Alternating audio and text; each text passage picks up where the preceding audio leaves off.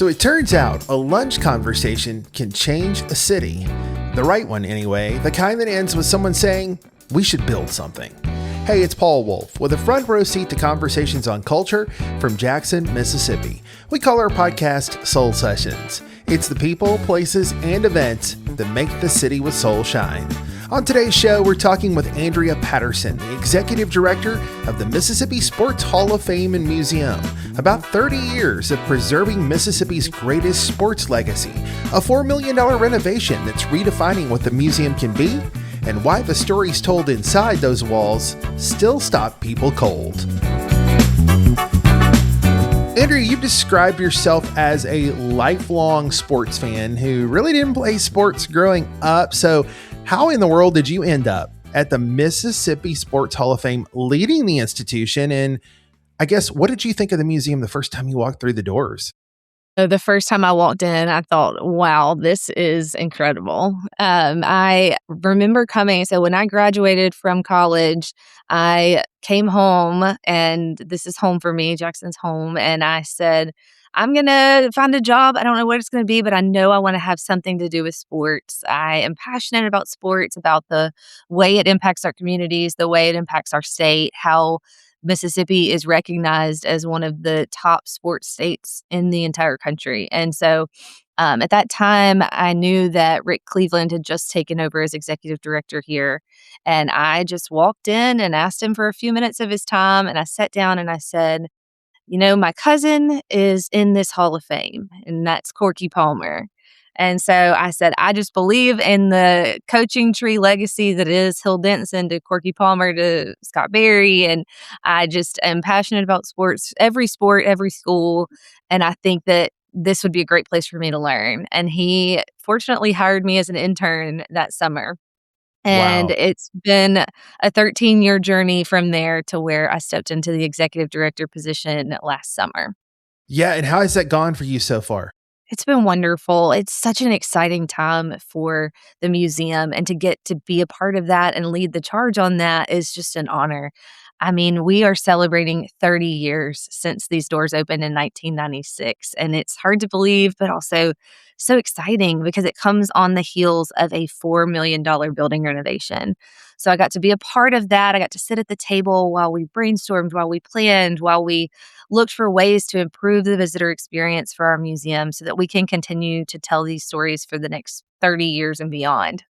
We're definitely going to talk about that amazing renovation, but I got to go back a little ways, all the way back to 1991. So I've heard this story that the museum came out of a lunch conversation in 1991 and then opened 4th of July, 1996. And there is something so very Mississippi about that origin story. So big ideas born over a meal.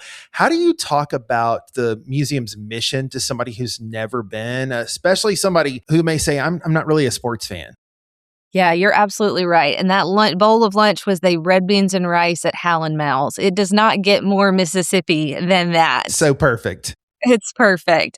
And I've gotten to hear Rick Cleveland and many others who were at that table talk about the dream that they had for this museum. So in 91, Rick was at the Mississippi Coliseum watching the high school basketball championship. And he looks around the Coliseum and he sees the plaques for the Hall of Fame. So the Hall of Fame's been an institution since the 60s, and there are plaques representing who was in the Hall of Fame. And they're just kind of dusty, and they just have a name and maybe a year on it.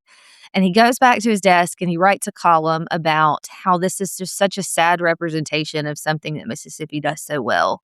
And the next day he gets a call from, and he picks up the line, and it's a cheery little voice. She says, "Can you please hold for the commissioner?" And Rick thinks, which commission have I made mad? Is it the SEC? Is it SWAC? What did I write about? Who is it? And the next gravelly voice he hears is the Ag Commissioner, Jim Buckross. And he says, I read your column and I like that idea, and I'm going to make it happen. Wow. And he did. He positioned us uniquely right next to his museum, next door, the Ag Museum. And to hear the conversations, I was recently watching some old archival footage. And it was Michael Rubenstein, the museum's first director, and he's recording an interview with Boo Ferris. And it's the off camera interview. So it's just the backtrack to right before they got started talking. And he says to Boo, he says, "We're doing this with every one of our Hall of Famers so that you're the one that tells your story. And they're going to be in the museum to live on forever." And that just, oh, it got me because I got to hear in the early 90s what the mission was and how it's still the same today. I mean, we truly have some of the most unique stories in Mississippi sports. I think about Ruthie Bolton. If you've never heard this name, you need to do a little bit of research about Ruthie Bolton. She was born in tiny McLean, Mississippi, the 16th of 20 kids to a Baptist preacher. And he also was a farmer because if you had 20 kids, you also had to feed them. And so he's a Baptist preacher on the weekends, he's a farmer during the week. And Ruthie goes on to become one of the stars of the original WNBA and is on the Olympic basketball team for the United States, winning gold medals. And she says, to this day, she credits her hard work to being that 16 of 20 kids. She said, if you wanted that chicken tender, you had to fight for it. And isn't that Mississippi, right? We have that grit and that determination that is instilled in us, and it goes on to impact a national and international level. I love that there are so many stories that come out of the museum. We've talked before, and you said one of your favorite things to tell people is that at one time, the NFL's leading quarterback, leading running back, and leading receiver all came from small town Mississippi. So when you tell people something like that and you see that expression on their face, which I'm sure you've seen that expression many times, what does that moment feel like when you're standing there educating and sharing those stories and continuing that legacy?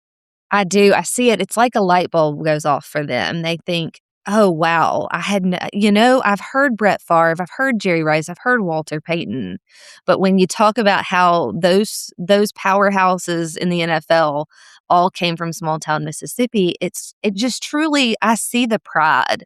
And that's what makes me so happy to continue to educate is I'm empowering other people to take pride in our state and to go on and to share that story, whether it's at their family table the next day, or maybe they go off and they visit another state and they can go and take some piece of pride with them and say, actually, I'm proud to be from Mississippi. I'm proud of the stories that we have here.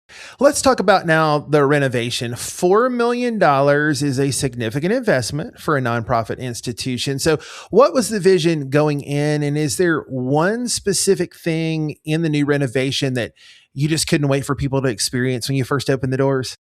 Yes, and it's actually the opening the front doors to the lobby was what I was most excited about. So our original museum had a beautiful design, and it's designed to really feel like you're stepping into an arena. The main museum itself is got a green kind of turf feel on the main floor. You've got a giant goalpost. But part of that included a giant red wall when you walked into the museum.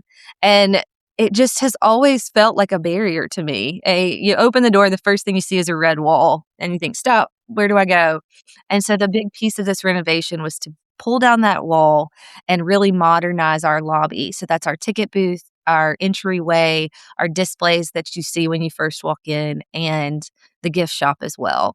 And I can say it's just truly the most transformative piece of this is to see the bright, airy lobby that we now have. We have a display that has all of our Hall of Famers that are going into the Hall of Fame. So every year we update that, and it'll have, like right now, it's got our class of 2025 who went in last summer. In June, we'll trade out that exhibit. And there's a technology piece to it where you can actually see the recordings from those Hall of Famers from their induction videos and hear their story right when you walk in the door. There's also a new modern gift shop, which we were one of the only museums in the entire country where you didn't have to exit through the gift shop. And so this is actually opened up where you see the gift shop when you're checking in and checking out. A very Disney concept, right? Yes, we do. We want people to take a piece with them to go, something to remember their visit.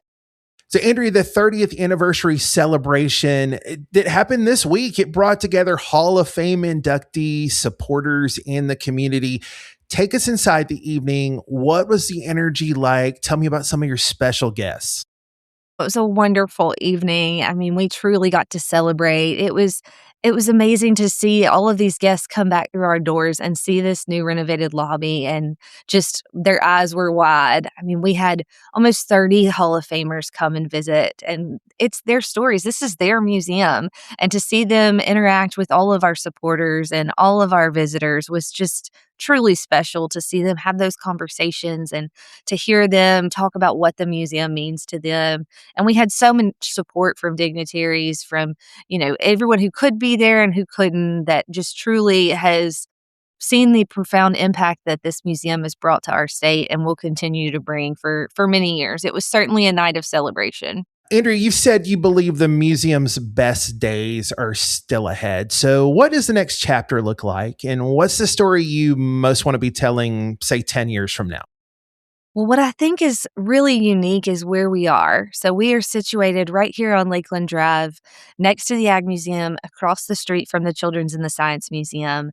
And I believe that that partnership has strengthened each of our museums in a way that we never saw coming, even 10 years ago when we first started having these conversations.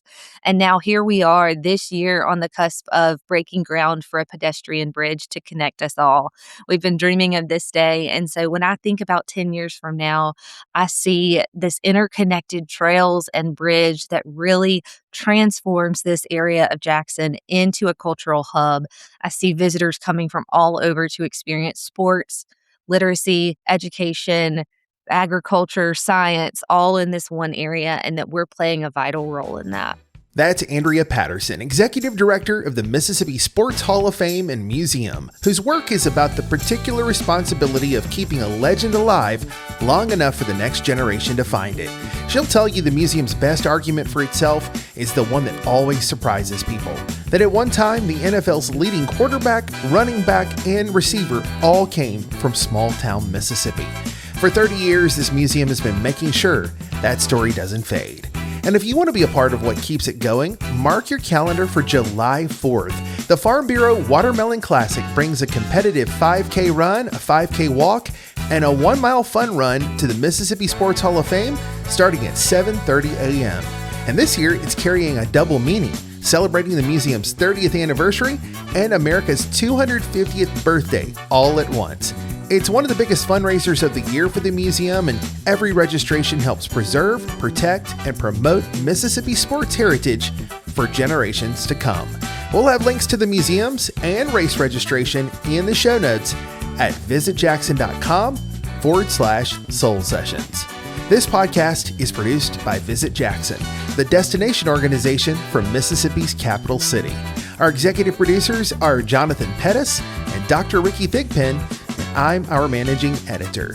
There's always something great going on in Jackson, and we keep up with it at visitjackson.com. I'm Paul Wolf, and you've been listening to Soul Sessions.